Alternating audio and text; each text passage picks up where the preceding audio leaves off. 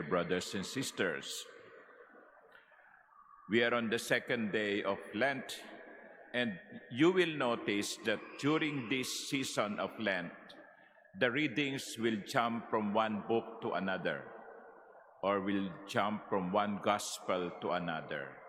There is no continuity in terms of readings.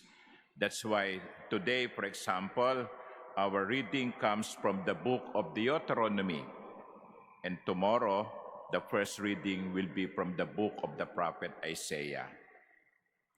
So, yun lang po. Tandaan po natin yon, patalon-talon ang mga pagbasa. Because the readings will be developing a certain theme per week. Now, our first reading, as I said, comes from the book of Deuteronomy. After wandering in the desert for 40 years, di ba, they were freed from the slavery to Egypt. Israel, the people of Israel, were traveling to the Promised Land. But they did not reach Promised Land after a month. They did not reach the Promised Land after 2 years. They reached the Promised Land after 40 years. 40 taon silang naglalakbay sa disyerto.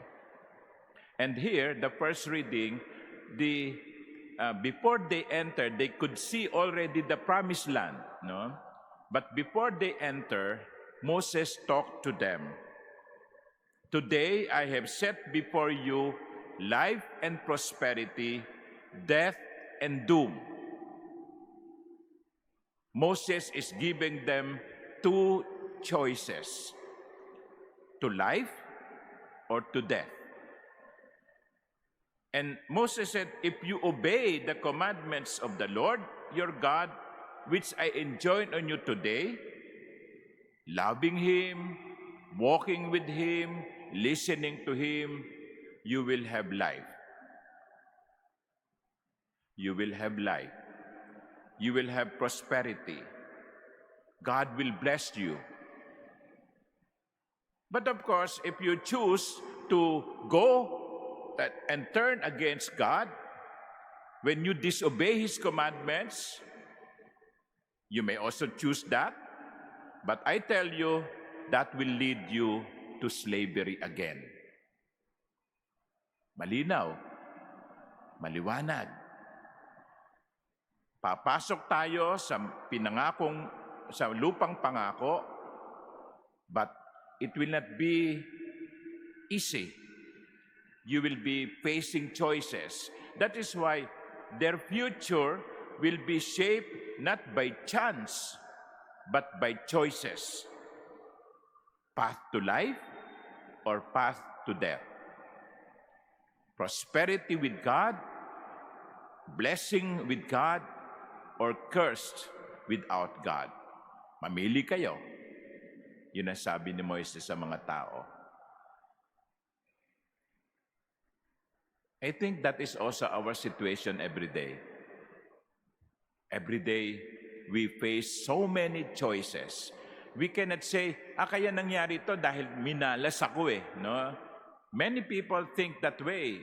No? Their future, no, for them depends on chance. Sinuwerte eh. Tumama sa loto eh. Ilan ba naman ang tumatama sa loto? Ilan ba naman ang biglang sinuswerte sa buhay? Kung titignan natin ang ating buhay, ang direksyon ng ating buhay, this is decided by the choices that we make. Wala tayong ibang pwedeng sisihin, kundi ang sarili natin. In most instances, our future is shaped by the choices that we make. Kahapon may nagdeklara, no? Tatakbo na siya. So, he or she is presenting herself as a choice. As a choice. Choose me. Mga kababayan ko, mag-isip naman tayo. Kasi ang maling pagpili ay magdudulot ng kapahamakan sa bayan. Tamang-tama yung pagbasa ngayon. Ang maling pagpili ay magdudulot ng kapahamakan sa bayan.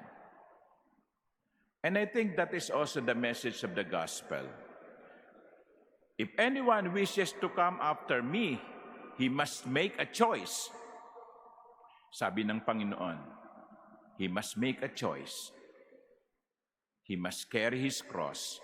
He must deny himself. He must choose life. He must choose suffering that will lead to life. Choices, choices. Parang buffet, no? Pag kumakain sa buffet, no? Ang daming pagpipilian. Mga masasarap na pagpili, choices. Be careful with what we choose. Blessing or cursed, life or death. This is, I think, the grace we should be praying for today, this morning. Lord, please help me to make the right choices. Amen.